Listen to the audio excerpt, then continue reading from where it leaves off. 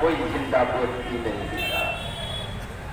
बाबा साहब अम्बेडकर ने सभी विश्व के सभी धर्मों का अध्ययन करने के बाद उन्होंने घोषणा किया,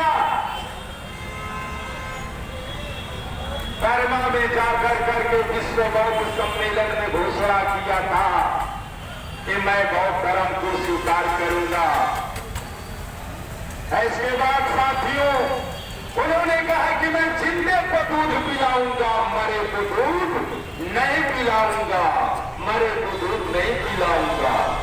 बाबा साहब अम्बेडकर सवाल आ जाता है कि आखिर बाबा साहब नागपुर की ही धरती पर क्यों दीक्षा लिए? तो बाबा साहब अम्बेडकर खोजते खोजते जिंदे व्यक्तियों को पहुंचते हैं नागपुर की धरती पर। जब नागपुर की धरती पर नाग लोग, नाग जाति के लोग पीढ़ी दर पीढ़ी बुद्ध के अनुयायी रहे, बुद्ध के अनुयायी रहे, उन लोगों से बाबा साहब अम्बेडकर ने कहा कि मुझे इस देश में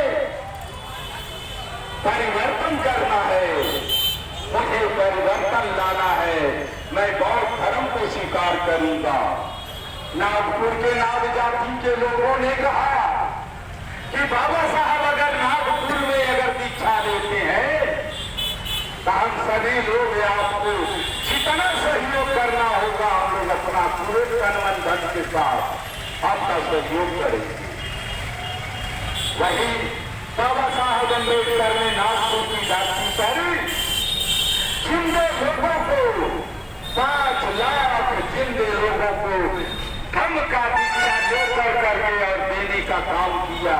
आज वह धर्म दीक्षा जो बाबा साहब ने जिंदा को दिया था वह आपके सामने तुरंत जीवित होकर करके आपके बीचों में वह चल रहा है। तो 14 अक्टूबर विजयादशमी के ही दिन बाबा साहब अम्बेडकर विजयादशमी हमसे एक दिन जा रहे थे, मैं कम से कम 50 लोगों को लेकर के नागपुर की धरती पर 21 तारीख को मैं जा रहा था। तो ट्रेनों में कुछ टीटी लोगों से मुझे मुलाकात हुई। ट्रेन में जो टीटी लोग था, कहा घंटे जी आप कहाँ जा रहे हैं? मैंने कहा भाई नागपुर की धरती पर मैं जा रहा। कहा नागपुर की धरती पर क्या करने जा रहे हो भाई? तो हमने कहा नागपुर की धरती पर जा रहे हैं विजयादशमी मनाने के लिए।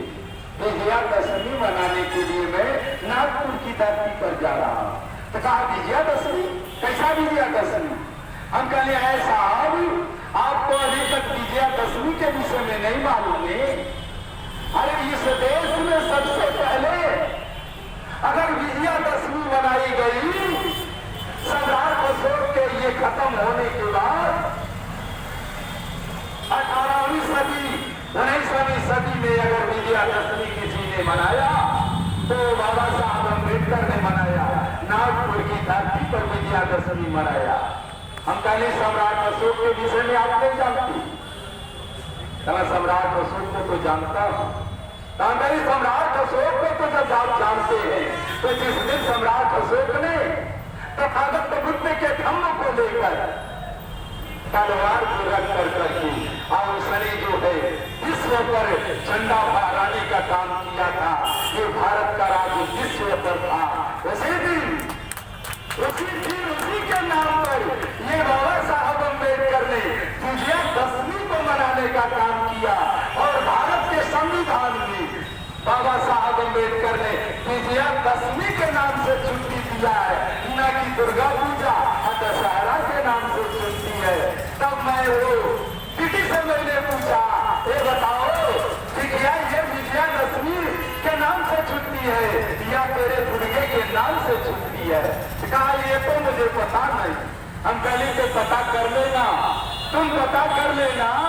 ये छुट्टी है भारत के संविधान में, वो बाबा साहब अम्बेडकर ने विजयादशमी के नाम से छुट्टी अलाट हुई है, न कि तेरा दुर्गा पूजा के नाम से छुट्टी है।